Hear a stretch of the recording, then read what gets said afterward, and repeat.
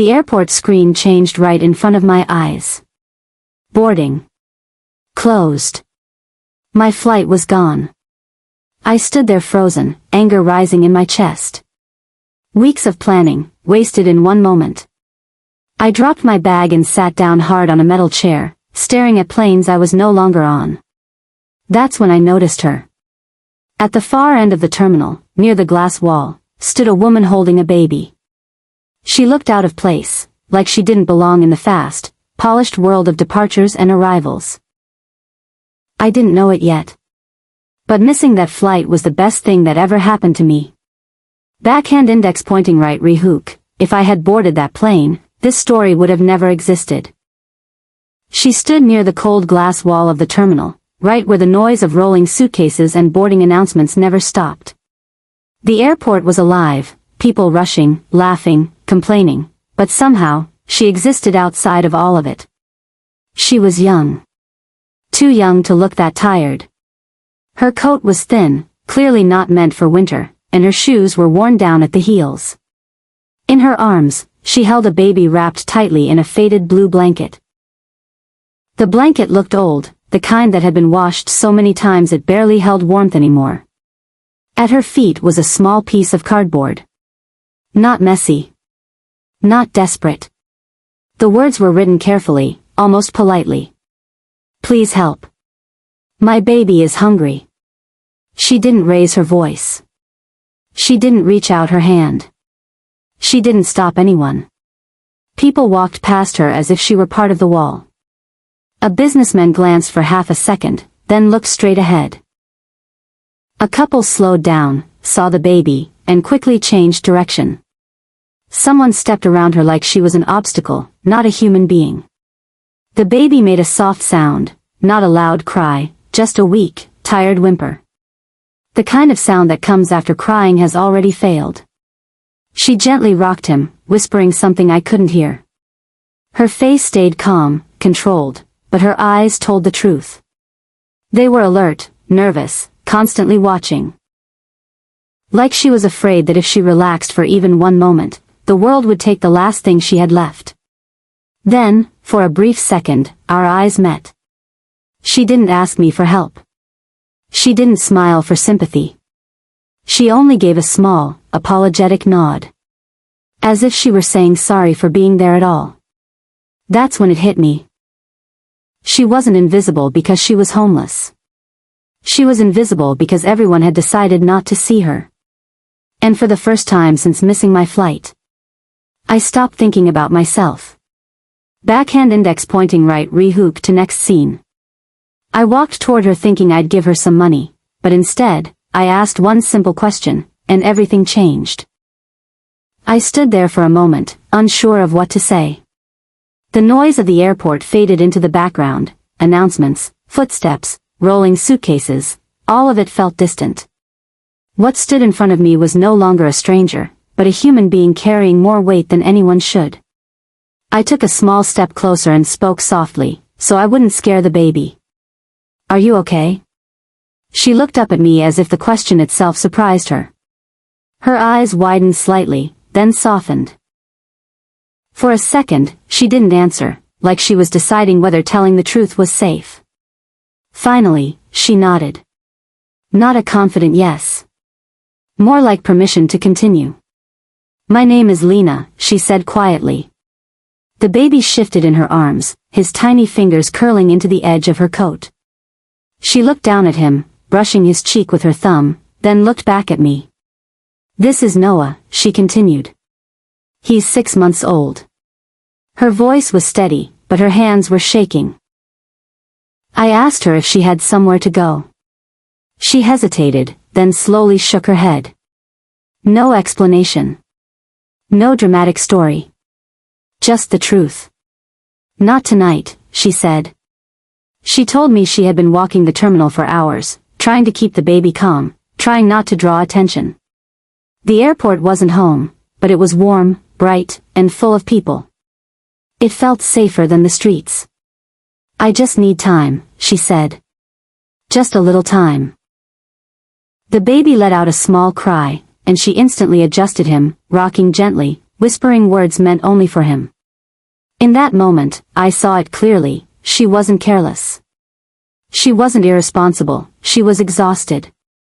And that single question, "Are you okay?" had opened a door she'd been holding shut for far too long. Backhand index pointing right, rehook to next scene.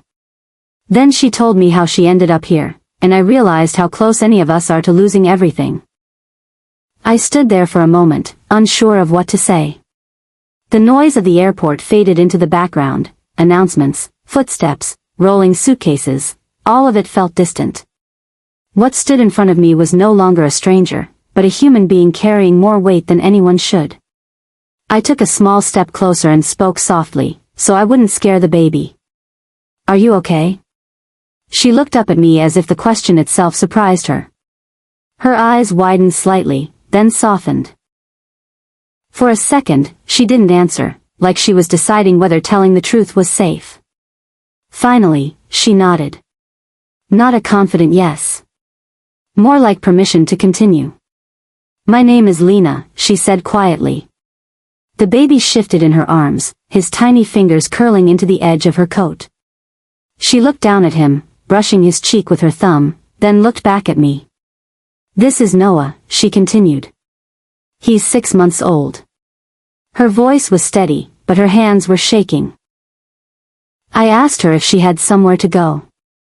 She hesitated, then slowly shook her head. No explanation. No dramatic story. Just the truth. "Not tonight," she said. She told me she had been walking the terminal for hours, trying to keep the baby calm, trying not to draw attention. The airport wasn't home, but it was warm, bright, and full of people. It felt safer than the streets. "I just need time," she said. "Just a little time." The baby let out a small cry, and she instantly adjusted him, rocking gently, whispering words meant only for him. In that moment, I saw it clearly: she wasn't careless. She wasn't irresponsible, she was exhausted. And that single question, "Are you okay?" had opened a door she'd been holding shut for far too long. Backhand index pointing right, rehook to next scene. Then she told me how she ended up here, and I realized how close any of us are to losing everything. Lena took a deep breath, hugging Noah closer to her chest. Her eyes seemed to stare through the crowds, seeing a world that only she and her baby lived in. I waited silently, not wanting to interrupt. She finally began to speak. "Not long ago, my life was normal," she said softly. "I had a job, an apartment, a routine. I thought I had everything figured out." Her voice faltered for a moment. And then, everything fell apart. She told me how Noah's father disappeared suddenly.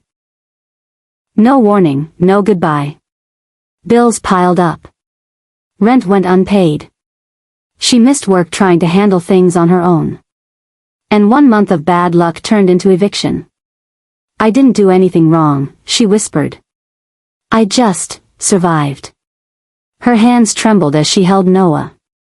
And then the streets became home, even if just for a night. The airport was the only place that felt safe. Warm. Bright. Full of people who wouldn't notice us, but at least we weren't alone in the dark. I listened, struck by how calmly she told a story that would have crushed most people. There was no anger, no blame, just raw honesty and exhaustion. She had been walking a tightrope over nothing but fear and survival. "You see," she said, glancing down at Noah, "sometimes it only takes 1 bad month to lose everything. 1 moment to feel completely invisible. And you never know how close you are to that edge, until you're staring at it." In that moment, I realized her story wasn't just hers. It could have been anyone's. And somehow, missing my flight had put me in the exact place to hear it. Backhand index pointing right, rehook for next scene. I wanted to help her, but I had no idea what helping her would actually mean. That's when I made a decision that would change both our lives. My head was spinning. I had missed my flight, and yet somehow, I was exactly where I was supposed to be. Lena stood there, exhausted, clutching Noah like he was the only thing keeping her tethered to the world. I wanted to help, but how? I thought of my small apartment, a place I hardly ever used. Warm, quiet, empty. It was nothing fancy, but it was safe. And for tonight, it could be everything to her. I reached into my pocket and pulled out my key. My heart was racing as I extended it toward her. "This is for tonight," I said softly. "Just for tonight. You and Noah can stay there. Warm. Safe." Her eyes went wide. She looked down at the key as if it were a precious gem she wasn't allowed to touch. Tears welled up instantly, and she shook her head in disbelief. I can't," she whispered, her voice breaking. "I can't just." "Please," I interrupted gently. "I know it's a lot. But I promise, just tonight. That's it."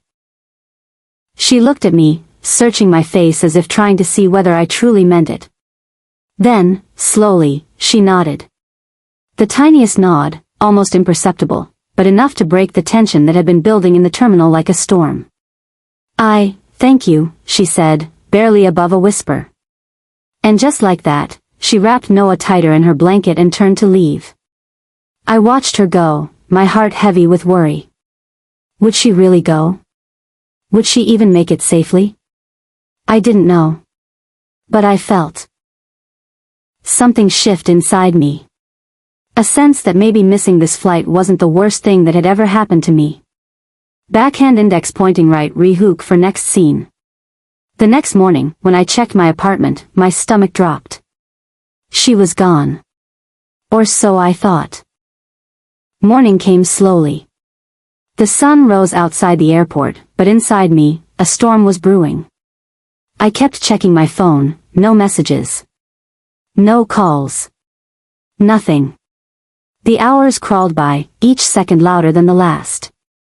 Every ding of a notification made my heart jump, only to sink when it wasn't her. What if something had happened? What if she hadn't made it to the apartment safely? What if my gesture, my key, had put her in danger? I tried calling her. Voicemail. I sent a text. No reply. My stomach twisted. Every scenario played in my mind. Had she been robbed? Had she changed her mind and left the apartment? Or, had I just made a huge mistake by trusting a stranger? By afternoon, the worry had grown into a physical weight in my chest. I couldn't focus. I couldn't think about anything else. Finally, I made a decision. I had to see for myself. I couldn't just sit there and hope. I rushed to my apartment, my heart hammering, my hands shaking. I reached the door. My hand hovered over the lock. I took a deep breath. And slowly, I pushed it open. The apartment was silent. Too silent. My stomach dropped. Fear gripped me. Had I come too late? Then I heard it. A soft, tiny cry. It was Noah. I froze, my eyes scanning the room. And what I saw next made my heart stop and then beat faster with relief and disbelief. Backhand index pointing right rehook for next scene. She wasn't gone. She wasn't in trouble. She was inside, trying to make a home for her baby, and I was about to see the truth. My hand trembled as I pushed the apartment door open. The hallway was quiet, the sunlight spilling through the window, painting golden stripes on the floor. And then I heard it, a small, tired cry. Noah. I stepped inside slowly, unsure what I would find. My heart was pounding in my chest, a mix of fear and hope. The room was simple, almost bare, but not messy. Not chaotic. Everything had a small place. A blanket neatly folded in the corner. A tiny bottle waiting on the table. The faint smell of warm milk and hope filled the air. And there she was. Lena. Sitting on the floor, holding Noah close to her chest. Her eyes were wide with fear and relief the moment she saw me. I wasn't sure you'd come back, she whispered. It hit me. She hadn't stolen anything. She hadn't taken advantage of me.